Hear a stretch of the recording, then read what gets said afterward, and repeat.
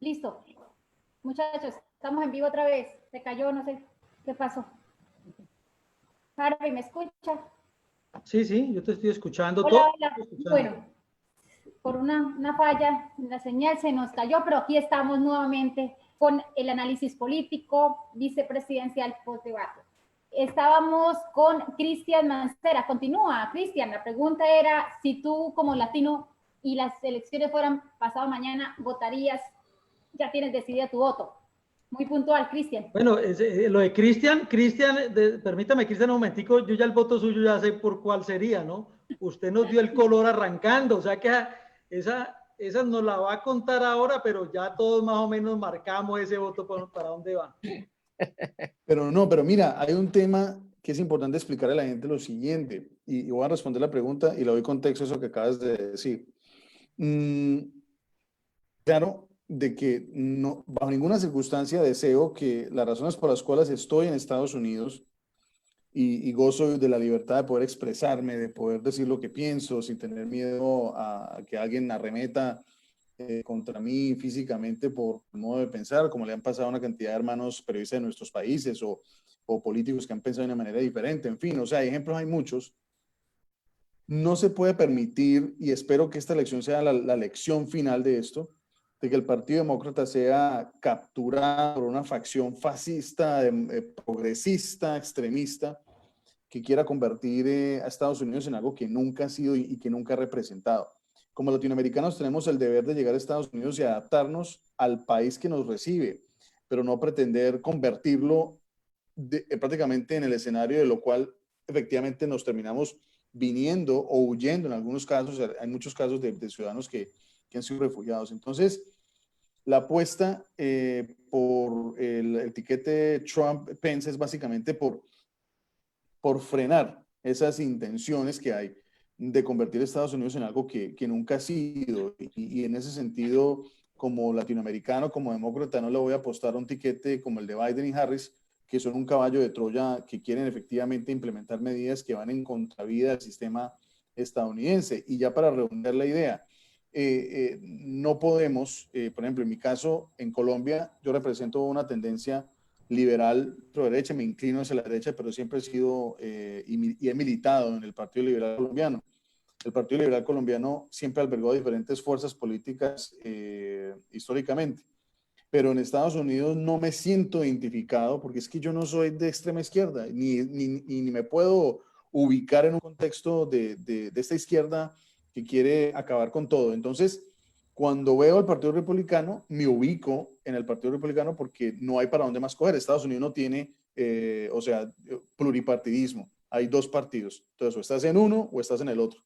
Pero estoy más que convencido que lo que le conviene a Estados Unidos desde el punto de vista político en este momento precisamente es Trump-Pence, y efectivamente muchos latinos van a apostarle ese etiquete precisamente por lo que esbocé en esa respuesta y lo que había esbozado anteriormente frente al tema de orden público, que fue un desastre el manejo que se le dio al tema de la policía y esta idea loca de imaginar una policía que esté manejada por sectores, imagínese usted, organizaciones como Antifa y Black Lives Matter, o en el caso neonazi, manejando a grupos de extremistas blancos siendo los policías de los barrios. Hágame el favor.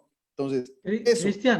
Cristian, pero usted no le está traicionando ese corazón que tiene azul y republicano un poquito, porque es que yo lo siento, eso de pensar que los demócratas, hombre, 47 años inmersos en una democracia capitalista totalmente, pensar que ellos se van a ir hacia esa extrema izquierda, ¿no es un poquito pensar desde ese corazón azul que usted tiene? No, yo te diría, hombre, que no, antes todo lo contrario.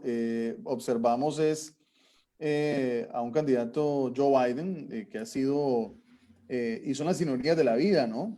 Joe Biden ha tenido movimientos creacionistas, apoyó a diferentes grupos neonazis y de extremistas blancos hace unos años en el Congreso de los Estados Unidos cuando era representante y senador.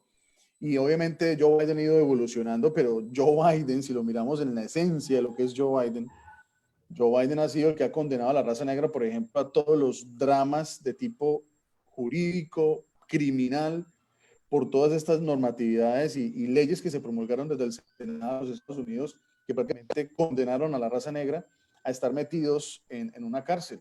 Entonces, esto son realidades, o sea, yo no me estoy inventando esto. Entonces, cuando uno va al meollo del asunto, uno dice, bueno, pero ¿por qué Joe Biden? Y entonces cuando uno empieza a hacer el análisis y dice, bueno, realmente este tipo ya ha tenido unas intervenciones fallidas y yo no puedo apoyar. La raza negra es una raza negra pujante, llena de energía, llena de deseo de salir adelante, pero nosotros no podemos como demócratas estar aplicando políticas públicas que condenan a esa misma raza y comunidad a vivir en las cloacas y barrios criminales en donde viven, en los guetos. Entonces, yo no puedo salir a decirte ahora que voy a ser el salvador de la raza negra cuando he sido yo precisamente quien los ha sumido con mi legislación al caótico mundo en el que viven. Bueno, Simón, ¿qué piensas tú de esa opinión? Yo creo que aquí ya empezó un debate, ¿no? Porque aquí ya tenemos sangre azul, pienso yo. Bueno, tiene muchas cosas a favor y mucho sentido lo que dice Cristian. Y si me haces esa pregunta a mí, casi que no quisiera contestarte por alguna razón, estoy por correr una elección, pero lo voy a hacer más bien otra cosa. Voy a contestar más bien, voy a dar algo mejor. Hablar de mí, de mi ideología política y como analista, quizá uno no suele hacer esto. Por lo general, los analistas, periodistas, no sé, formadores de opinión pública tratan de un poco esconder. Yo digo el ser humano, el mismo periodista, todo el mundo, todo ser humano, el hecho de ser un ser humano ya tiene una ideología. Que lo escondamos por el respeto es otra cosa, pero todos formamos al poco una parte de ideología. Y un tiempo, bueno, yo era un poco defensor soy latinoamericanista, pero un poco defensor más para Latinoamérica, un poco de la ideología más de izquierda, en la que por todas esas reivindicaciones y por todo lo que ha sufrido Latinoamérica, sobre todo los países desarrollados de este país, que ha metido mucho la mano, en nuestros países, y cuando hablaba un poco de este país de Estados Unidos era todo lo contrario, era un poco republicano. Entonces la gente me decía, oye, pero no te entiendo. Y decía, bueno, es que son dos sociedades y dos mundos totalmente diferentes. Y es lo que he tratado de ser yo, trato de ser sincero es conmigo mismo, ver una realidad que hay. No creo que este país está para ir a una izquierda profunda como la están queriendo llevar los demócratas, cuando los demócratas han sido siempre socialdemócratas, pero no como este extremo que se está inclinando cada vez más, que está llamando a un extremo a defender el aborto, meterse mucho en ser los que defienden a los LGTB, porque por el hecho de ser un LGTB o ser homosexual tienes que tener esa filosofía, o sea, no necesariamente. Hay muchos LGTB que son republicanos, igual el feminismo, todas estas áreas, Black Lives Matter, todas estas cosas en que ellos se banderan es por un tema netamente electoral, por captar votos. Entonces, en esa cosa he ido creándome un poco, tratando, como dije hace un rato, de ser sincero y de formar un criterio y de definir un poco y de entender que realmente los extremos no te llevan a ningún lado. Y empezando por Latinoamérica, me he ido poco a poco viendo todas a dónde nos ha llevado los extremos del neoliberalismo con la derecha, que ha arrasado con Latinoamérica, y últimamente la izquierda, que también ha arrasado de otra manera, pero igual, más allá que estén con la constitución en la mano, una constitución manipulada con los últimos presidentes de izquierda. Entonces, uno ha llevado a una realidad, es entender que estos extremos no nos llevan a nada, no nos ayudan a Latinoamérica. Y yo creo que Estados Unidos viene por el mismo patrón. Vienen extremismo, vienen peleas extremistas ideológicas que no nos va a llevar a resolver situaciones que necesitan los ciudadanos ser resueltas, educación, salud, vivienda. Acá en Estados Unidos resolver este tema del racismo, un país que ha sufrido mucho por el racismo, pero a pesar de eso hay leyes fuertes en que realmente te da la oportunidad y que no tienes que estar toda la vida quejándote de víctima porque soy mujer y soy fruto de esa explotación racial o qué sé yo. Aquí te da y ahí está el vivo ejemplo de Kamala, de Obama, de que te da un país la oportunidad de superarte. Y no puedes hacer y jugar el papel de víctima, lo cual tratan los demócratas de vivir de ese voto, de la victimización de la sociedad y no empoderarles y ayudarlas. Y pues en Latinoamérica igual, o sea, tenemos que entender bien la ideología izquierda, bien la derecha y buscar un término medio. Doctora Maite, en esa misma dirección, ¿usted qué piensa? Bueno, yo no vivo en Estados Unidos ni voto en Estados Unidos, por supuesto, ¿no? No soy ni azul pero ni tiene roja. tiene su corazoncito y se nos sale, mire que nos estamos dando cuenta que nos sale el color de la sangre que llevamos por dentro. Mira, haciendo un análisis de, por supuesto, tanto de Trump como de Biden, como de Kamala Harris, como de Pence, como de un partido, como de otro, qué es lo que ofrecen, cuáles han sido realmente sus plataformas políticas y estando en gobierno, qué es lo que han hecho unos y otros, pues vamos a encontrar, como dirían en Colombia y como diríamos en México, diferente, falencias, en México diríamos errores, así como aciertos, por supuesto. Gobernar no es una tarea simple. Y aquí es donde, tristemente, un debate como el de ayer o como el primero que tuvieron Trump y Biden, no nos dan las opciones para poder juzgar de manera razonada un voto, porque, bueno, vimos a un Trump que no dejaba hablar a Biden, en el que no había, vuelvo a repetir, propuestas, y lo mismo pasó ayer. Lo poco que pudieron decir fue verdaderamente insulso, no tenía nada que nos pudiera formar una opinión de hacia dónde vamos. Pero si nosotros regresamos a la esencia tanto de un demócrata como un republicano, pues yo me declaro moderada, en el centro, ¿no? Está conmigo. En el centro, exactamente en el centro. Hay cosas que no me gustan de uno, como hay cosas que no me gustan del otro, ¿no? Por ejemplo, si yo hablara de Mike Pence, hablando del debate de ayer, como es gobernador de Indiana, como representante de la Cámara, como presentador de radio, por supuesto, bueno, pues tiene una línea discursiva fuerte, se maneja bien, pero a mí me gusta ir más al fondo, pensar en realmente qué es lo que está avalando a esa persona en cuanto a sus ideas, ¿no? Y vuelvo yo a insistir, sabemos, por ejemplo, que el Tea Party Caucus tiene el 10% de la aprobación en Estados Unidos y que ellos trabajan por impuestos más bajos, por ejemplo, y bueno, también ayer se les volvió a preguntar en este sentido de que si Trump ya había pagado o no había pagado los impuestos, lo evadieron, salieron por otro lado, y a mí me hace mucho ruido esta parte. Yo aquí en México fui comisionada de selección del sistema estatal anticorrupción. En México, como ustedes sabrán, hace 5 años más o menos empezamos la sociedad civil organizada a promover todo un movimiento para trabajar contra la corrupción. Por lo tanto, para mí, por lo menos, un tema sensible es la transparencia con la que manejamos los datos. Y en ese sentido, yo percibo que en los republicanos, como puede ocurrir también en los demócratas, hace falta transparencia. Y hoy más que nunca, después de una pandemia, después de que hemos perdido empleos, que hemos visto morir amigos, a familia, en esta pandemia tan terrible que ha sido una crisis inesperada por todo mundo, exigimos cada vez más transparencia de nuestros políticos. Y no la vi ayer, que sería una de las cosas que yo exigiría como votante, ¿no? Si te estoy preguntando por los impuestos, dime qué está pasando. Si me vas a hablar, por ejemplo, de la asistencia sanitaria social, explícame por qué la quieres reducir o por qué quieres trabajar de una o de otra manera, qué beneficio tendremos. Si yo hablara, por ejemplo, en el caso de México, pues lo mismo quisiera yo preguntarle a López Obrador cuando ha decidido reducir o eliminar fideicomisos que van dirigidos, por ejemplo, a la parte de salud, y en el que el gobierno federal está obteniendo una cantidad impresionante de dinero que no sabemos a dónde va a ir, en este caso, ¿no? Yo le preguntaría, por ejemplo,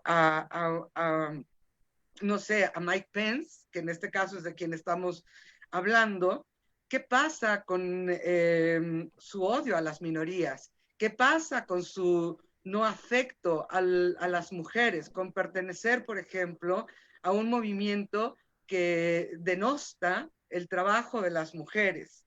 Yo le preguntaría que como soldado del presidente, ¿cuál es la principal idea que él está apoyando de Trump? Si es esta parte de la vida, si es el no a las armas, si es esta parte del trabajo en contra de energías renovables o de que esté, por ejemplo, en contra del salario igualitario, porque sabemos específicamente que Mike Pence está en contra de un salario igualitario y bueno, tenemos muchos datos al respecto. ¿Qué pasa, por ejemplo, en el caso de Kamala Harris? Yo lo mencionaba hace un momento. Igual pediría transparencia, la misma transparencia que estoy pidiendo para el republicano, cuando le preguntan respecto a impuestos. Y esa misma transparencia iría, por supuesto, en la parte de cómo Biden va a conciliar con estos intereses que sabemos, Cristian lo mencionaba ahorita, y que evidentemente, pues, en el transcurso, en el trayecto de la existencia de un ser humano, es válido modificar ideas, creencias, pero también hay que justificarlo y hay que hablar de ello abierta y de manera transparente. Por ejemplo, yo ayer me volví a preguntar, ¿no? ¿Dónde están los ataques o ese abordaje en un debate en el que realmente cuestione al otro en los temas centrales que importan? No hubo una batalla que realmente me diera a mí una razón, ¿no? Una comunicación no verbal amable, en algunos casos la comunicación no verbal, por ejemplo, de Pence era mucho diálogo interior, mucho preguntarse, no muy emotivo. Kamala un poquito más abierta en su comunicación no verbal, pero tampoco pude saber qué es a lo que Kamala se refiere cuando dice que América necesita acción, cuando América está en crisis, cuando juntos hemos de pasar a la acción. Y yo le preguntaría, ¿qué acción? ¿Cuál es la acción? Las energías renovables, que son las que ellos están enarbolando dentro de sus tesis electorales, ¿cómo lo harían, no? Si van a proteger a las minorías y van a ir por estos estados bisagra o estos estados purple states, como les llaman, bueno, ¿qué es lo que van a hacer con estas minorías negras o latinas? Yo tengo familia viviendo en Estados Unidos y ellos viven bien, viven muy bien. Estados Unidos es un país realmente en el que quien trabaja se desarrolla y puede optar a muchas cosas. Y me gusta, por ejemplo, cuando escucho a un demócrata hablar de la facilidad de acceder a educación, porque yo soy una creyente, por ejemplo, en la educación, pero no es un discurso que haya escuchado, por ejemplo, en los republicanos. Entonces, bueno, hay muchas preguntas. Me hubiera gustado ver a una Kamala Harris representando a las mujeres, lo cual es histórico también, mucho más combativa, mucho más elocuente como lo ha sido en otros debates que le hemos visto, y obviamente haciendo despliegue de ese carisma que por supuesto Pence no tiene. Doctora Maite, le hice una pregunta muy difícil, de todas maneras, o más vale una afirmación muy difícil. Mire, ¿de cuánto es la deuda para pagar un impuesto de $750? Ella cayó ahí. Y yo le pregunto a Cristian, ella mencionó y dijo que afirmó que estaba o tenía una deuda de $400 millones. ¿A quién le está debiendo esa plata? Fue la pregunta que se hizo ella. ¿Esto va a tener incidencia en la decisión electoral en los americanos o finalmente no va a pesar tanto como mucha gente piensa que sí? Pues mira, todos los que estamos aquí sabemos que en política muchas veces cuando se reporta o se habla de un político o se habla de su historial, sea personal, económico, en fin, hay muchas cosas que se dejan ahí en el entrever y no se le explican claramente a la ciudadanía. Y volvemos al mismo cuento de Joe Biden. Joe Biden hace muchos años aprobó, y su grupo demócrata en el Senado aprobaron un cúmulo de paquetes legislativos en términos de impuestos que generaron un escenario para que un comerciante y un desarrollador de bienes raíces, señor Trump, se ajustara y obviamente todo el mundo va a decir, no, sacó provecho. Y efectivamente lo ha sacado, pues porque ese era su negocio en su momento. Mucha gente va a decir, no, es que eso es ilegal, eso no tiene nada de ilegal. Y para ponerlo en contexto, la gente, Trump paga millones de dólares al año en impuestos, no solamente impuestos a la propiedad, impuestos que tienen que ver con sus negocios, etcétera, sino impuestos a federales, estatales, etcétera. Lamentablemente, el Código de Impuestos de Estados Unidos le permite a una persona de este nivel económico poder hacer unas depreciaciones que le permiten pagar menos impuestos, pero no quiere decir que es que haya hecho nada ilegal o que se ha ido por el camino correcto, incorrecto, sino que sencillamente ha aprovechado las leyes vigentes que no tienen nada ilegal para obviamente beneficiar su desarrollo empresarial. Entonces la gente sale a decir, no, es que paga menos impuestos que un docente. Eso es totalmente falso. Esa es la mentira política que se vende para decir que es un mentiroso, que es una persona que no tiene ningún tipo de escrúpulo, pero la realidad no es esa. O sea, y yo no lo estoy diciendo porque lo quiera defender aquí, y no estaría defendiendo una inmoralidad, pero sí me parece un poco irresponsable salir a decir que es que el tipo es un inmoral o un corrupto cuando efectivamente está usando los medios legales vigentes en el país, que no es ahora que es presidente, sino de hace 40 años que llevan ese negocio de desarrollar bienes raíces para efectivamente sacarle provecho. Y si le debe plata a una persona o si le debe plata a un grupo de empresarios, ¿cuál es el problema? O sea, es un empresario y debe plata. Es que aquí la discusión no es que Trump deba plata o no deba plata. El tema es cómo maneja el gobierno, cómo maneja el país, cómo se aplican las dinámicas de sus propuestas de gobierno. Y eso es lo que le importa al ciudadano americano. Y al final, desde que se hizo presidente hasta la fecha, le ha cumplido en su mayoría, no en un 80%, las promesas de campaña. Lo único que no ha podido cumplir fue el absurdo que dijo de que México iba a pagar por el muro, pero el muro igual se empezó a hacer. Entonces, todo ese tipo de cosas son las que hay que poner en contexto, no porque se quiere venir aquí a decir que es que yo soy un trompista, porque yo no soy trompista, pero yo sí tengo claro lo que ha defendido y lo que ha representado este presidente, y recordarle a los que odian a Trump de que Trump finalmente es un producto y una creación del mismo Barack Obama. Entonces, dentro de ese escenario, hay que tener esos contextos claros de cada país, como lo decía Simón, para que no miremos las cosas de Estados Unidos desde la narrativa de nuestros países, sino de la narrativa real que vive cada país. Se nos está teniendo un eco de un... Eso es correcto. A ver, de todas maneras es importante saber a quién se le debe... Sí. Maite había pedido la palabra, la tiene, adelante, es para precisamente... Tal vez nada más es una simple frase, ¿no? Pues si es algo tan simple, ¿por qué no lo ha abierto? Sería tan sencillo explicar esto a los votantes y daría tanta tranquilidad. Esto es transparencia y eso da certeza. Sería todo. Bueno, sí, y es verdad, ¿no? Sí, sí, sería importante saber inclusive a quién le debe, porque es que estamos hablando del presidente de un país. Pero Simón, ¿será que, y ahí va la pregunta otra vez, ¿será que esto sí verdaderamente afecta al electorado americano o realmente es más importante, por ejemplo, lo que le dijo Pence, era que ellos iban a subir unos impuestos, ¿no?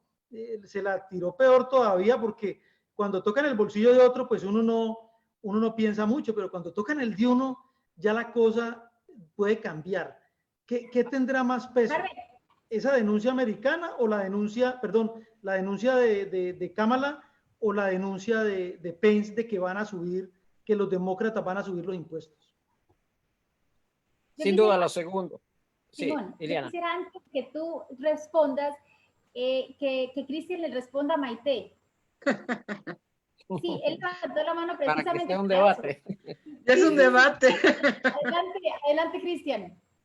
Pues mira, simplemente para dejar claro varias cosas. La investigación que hizo el New York Times dejó evidentemente varias cosas claras. La primera, que ese cuento absurdo de que hay una conspiración rusa solo se la creó Hillary Clinton, y de eso ya hay pruebas en el Senado de la escala del absurdo de eso.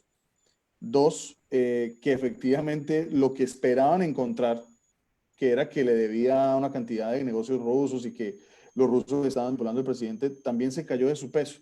Entonces, en este escenario, evidentemente, estoy casi seguro, por no poner la mano en el fuego por nadie, que vamos a descubrir en cualquier momento que le debe a bancos del mercado estadounidense y mundial que financian sus operaciones financieras como lo hizo en los años 80. O sea, aquí realmente estamos buscando una cortina de humo de un escenario de un comerciante que unos dicen que no tiene un peso, que es un miserable, otros dicen que sí tiene plata, que es un corrupto, en fin, o sea, no se sabe qué encontrarle a este señor para salir a decir que es una persona completamente, no sé, que no es apta para gobernar. Y yo simplemente me voy a remitir a algo. Yo me he estudiado claramente la historia de este personaje. Es un personaje bocón, no es una persona normal, o sea, no es un político.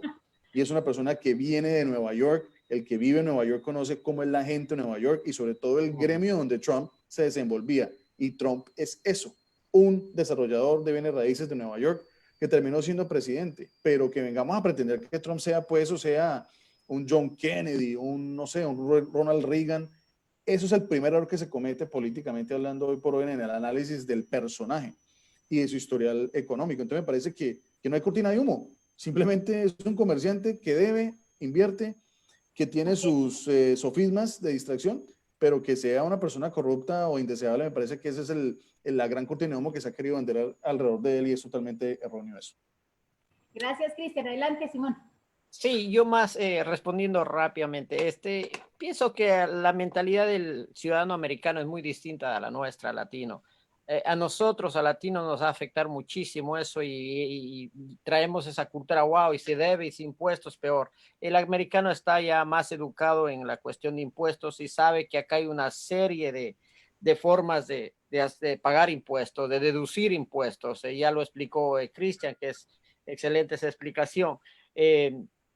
Y la idea es, bueno, lo que decía Cristian, él es un businessman, es un hombre de negocios. La gente lo que quiere es que realmente es ver cómo va a progresar, más que ganó, que pagó. A mí me pasó una situación también especial en una ocasión, en el 2008, cuando hubo una crisis acá. Debía muchísimo dinero a la IRS y no sabía qué hacer porque se vino la crisis, pérdidas en bienes raíces. Entonces tuve que ir a apelar por 2, 3 ocasiones y realmente nadie le va a creer cuánto terminé pagando. Pero la cuestión y lo más importante al americano va a importarle es que si él está usando los términos legales o está haciendo trampa o está haciendo eso. Yo creo que si él tiene sus abogados, o sea, tampoco es una persona que no está preparada para los negocios. Él trabaja se trabaja y sí va a sacar todos los provechos que pueda en base con sus abogados y en base a las leyes que existen y a los beneficios que le dé ser un businessman acá en este país. Entonces, si él está usando todos estos beneficios que tiene este país, y esa es la diferencia de este país, de ser un país de mercado, es de que le hace tan fácil, aquí llegas a tu computadora, en minutos tú tienes tu negocio y te da la oportunidad de perdonarte impuestos, darte muchas opciones, de que abras, de que caigas, aquí puedes quebrar y levantarte rápido. Entonces, ¿quieres eso o quieres países como los nuestros rígidos, en que primero para abrir un negocio es un dilema y una tramitología infinita, unas trabas arancelarias, unas trabas de impuestos feroces que te ven al empresario o al pequeño empresario como el cuco, como el que quiere explotar, o quieres este país como es, con esa facilidad hasta de irte a la bancarrota y de levantarte y resurgir rápido? Entonces, esa es la mentalidad que está más acostumbrado. Yo creo que iría por lo segundo. El americano sabe y conoce su sistema. Perfecto, Simón. Yo los voy a meter desde hace rato estoy que los llevo a un punto, pero lo voy a dejar un poquito más adelante. ¿Por qué no hablamos de la pandemia? Dos miradas distintas. Hay una ventaja hay una ventaja obviamente en lo que plantea los demócratas, y es que los demócratas pueden soñar y pueden vender un sueño. Finalmente a Donald Trump le toca explicar lo que está haciendo. Finalmente él tiene que vivir con la realidad que tiene. Y eso es una diferencia importante y la gente de comunicación lo sabe. Mire, pero los demócratas le han planteado que fue un error total el manejo de la pandemia. Y se defienden diciendo que es un error de China, que eso tiene que pagar a los chinos. Inclusive Donald Trump, antes del debate antier, salió a decirlo, ¿no? Salió a decirlo que los chinos tenían que pagar por lo que hicieron. ¿Ustedes qué opinan? Maite, ¿qué piensa usted sobre ese manejo? ¿Quién contestó mejor la pregunta y quién va a tener el favor de los electores en esa respuesta? Yo considero que es una pregunta muy complicada para cualquier gobernante, incluso candidato. No hay una respuesta. Siguen en la búsqueda de la vacuna. Sabemos que hasta los más expertos, las lideresas, presidentas, primeras ministras, que han sido las que mejor han manejado la pandemia, pues también han tenido sus problemas, ¿no? En este sentido, por supuesto, bien lo dice Stuart Harvey, es muy fácil hablar desde la posición de la oposición en este caso, que no estoy siendo gobierno, que no tengo realmente que estar combatiendo un asunto de manera real, sino nada más como un observador y buscar la manera de generar con esto pues también adeptos, que de hecho ya también se acusó a Camila de esto, ¿no? De estar haciendo política con la pandemia. Y bueno, yo sí creo que el discurso de Trump, que sigue siendo y que además ha sido durante estos 4 años de miedo y de ira, sigue estando presente, por supuesto. Sabemos que hay votantes, por supuesto, que siguen este discurso de Trump, del miedo y de la ira, pero tampoco, por ninguno de los dos lados, vemos fuera de este discurso de miedo, de ira, un discurso de más certeza. Cuando le preguntan a Kamala Harris, ¿no?, si ella se pondría la vacuna, dijo que si lo dice Trump, no. O sea, no tiene que ver con que lo diga Trump o lo diga quien lo diga. Si la vacuna es una alternativa, pues como ciudadano consciente, responsable, pues tendré que acudir al llamado de ponerme una vacuna que permita que el virus se pueda frenar. Si sabemos que se están generando 11 millones de empleos contra los 20 que se perdieron, si sabemos que han muerto más de 200 millones, pues yo diría que también es un discurso muy poco humano, muy poco sensible. La gente lo sabe, todos estamos al pendiente en nuestros países de lo que está implicando la pandemia. Y vuelvo a repetir lo mismo, no hubo un cómo, no hay un cómo. Dicen los qués, no dicen los cómo. Y a mí eso es lo que realmente me preocupa. Y no sé si esto respondería la respuesta. Michael Feldman, que fue asesor de Al Gore, dice una frase que me va a permitir leer, ¿no? Dice, la historia nos dice que los presidentes y vicepresidentes consecuentes salen a la luz en momentos que son puestos a prueba y juzgados. Y no puedo imaginar un periodo de tiempo en que presidente y vicepresidente vayan a ser más evaluados que en enero de 2021. Sí, y eso es verdad.